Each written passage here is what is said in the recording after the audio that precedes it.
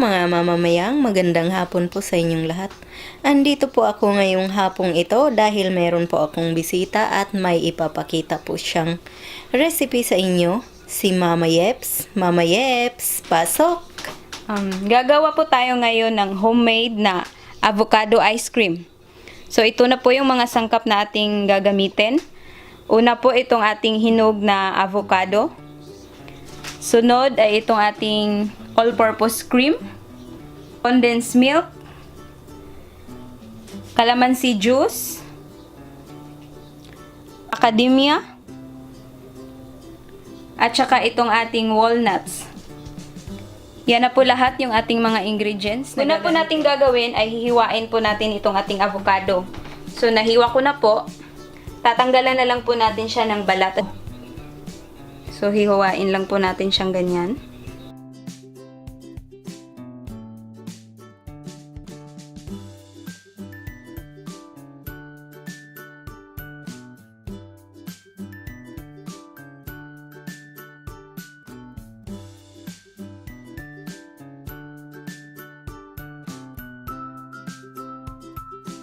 Kung malalaki po yung avocado na gagamitin nyo, siguro mga 3 or 4 na piraso.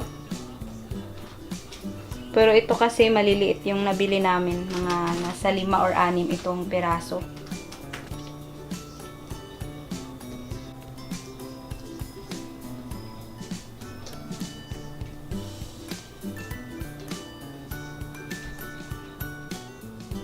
Ngayon pong nabalatan na po natin lahat yung ating avocado, imamash po muna natin siya bago natin ilagay sa ating blender or juicer para po ating i-puree ito at magiging pinong-pino po siya.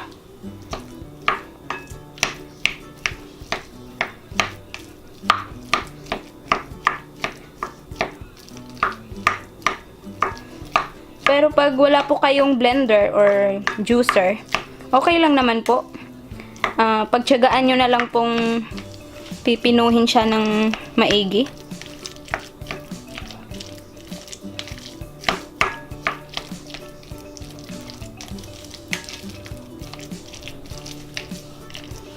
Dapat hinog na hinog po yung avocado na gagamitin nyo para madali po natin siyang mapino.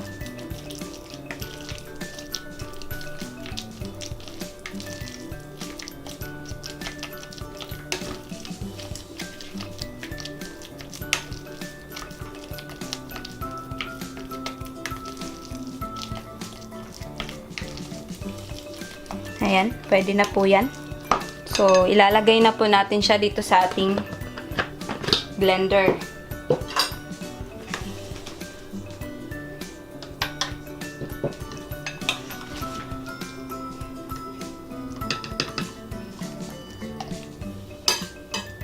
Kunti lang po muna yung ilalagay ko kasi medyo maliit po tong blender namin. So, yan.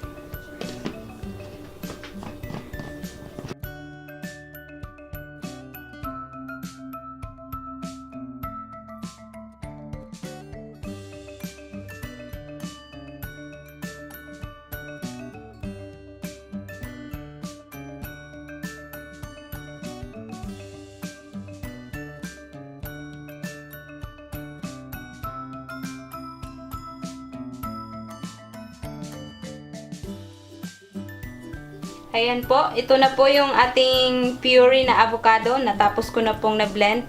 Ngayon po, iset aside po muna natin ito dahil i-whip po muna natin itong ating all-purpose cream. So, ito na po yung ating all-purpose cream. Na-chilled ko na po ito. Nilagay ko po sa ref ng mga 1 oras. Ayan.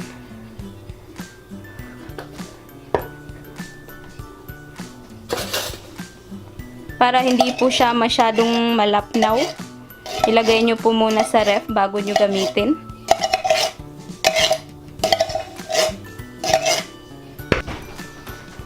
Ayan, i-whip po muna natin siya.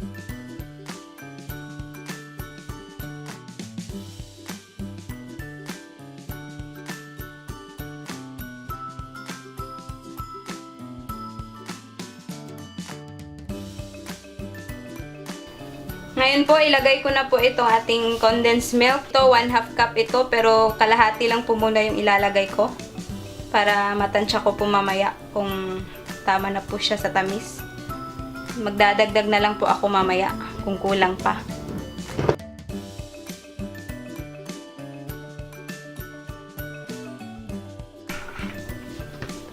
Ngayon po, ihalo ko na po dito yung ating puree na avocado.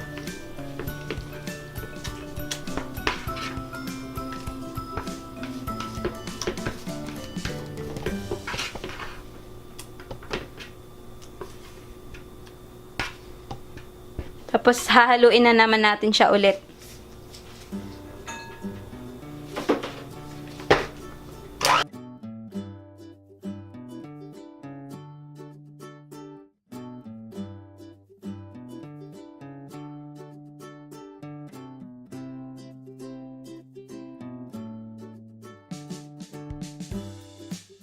Yan, ito na po yung hitsura niya pagkatapos nating nahalo. Medyo nag-ano po siya, nag-double. Ngayon po, maglalagay tayo ng calamansi juice. Dahil nakakatulong po ito para hindi mag-brown yung ating avocado pag nailagay na po natin siya sa ref. Maglalagay po ako ng mga 1/2 teaspoon na calamansi juice. Pero pag may lemon juice or lime juice kayo, pwede rin pong yun yung gamitin nyo.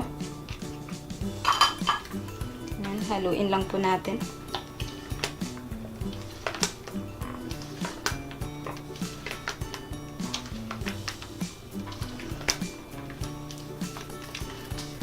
Ngayon, magdadagdag po ako ng condensed milk dahil matabang pa po siya. So, ilagay ko na po ito lahat. Bali, 1/2 cup po ito lahat yung nalagay ko na condensed milk. Pero depende na po yan sa inyo kung gusto nyo ng matamis or hindi masyadong matamis. Kayo na po yung mag-a-adjust.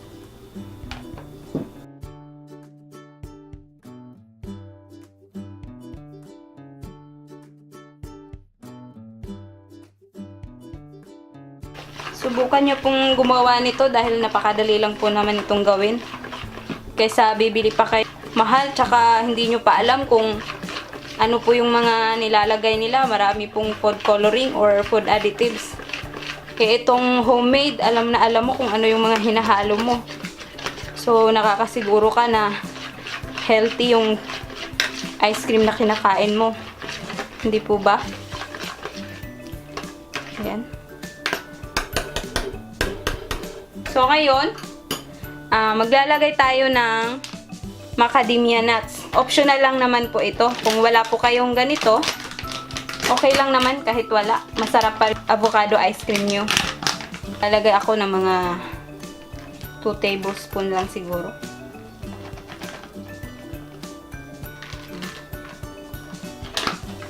Tsaka itong walnuts.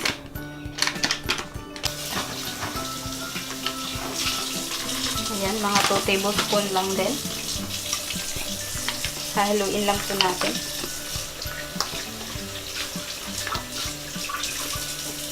Pagkatapos nito, ililipat na po natin siya sa ating container na paglalagyan natin. Ayan.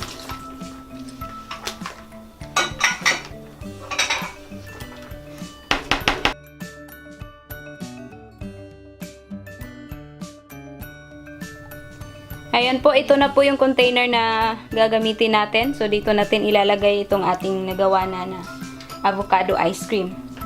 So, ngayon, isasalin ko na po siya dito.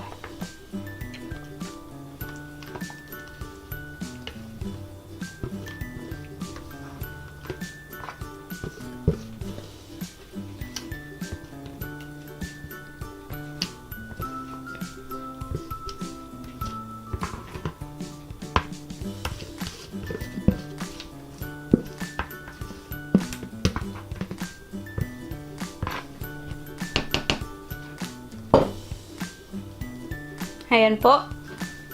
So, lalagyan po natin siya ng cling wrap or plastic wrap sa ibabaw. Para po hindi mag-ice yung ibabaw niya, hindi walang mamumuong ice. Yan. Kailangan po walang hangin na makakapasok bago natin siya takpan.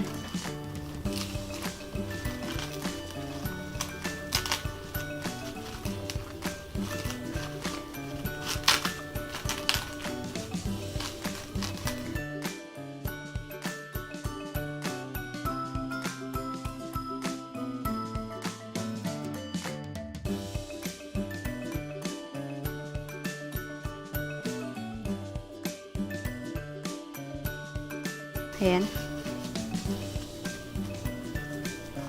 So, tatakpan na po natin siya.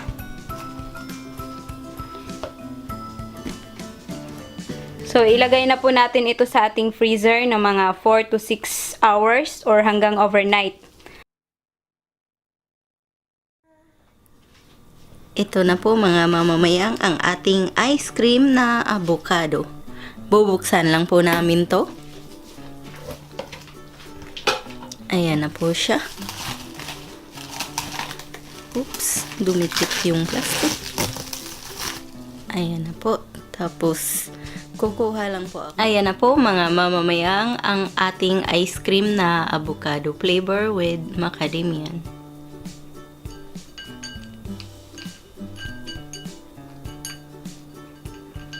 Ayan na po siya.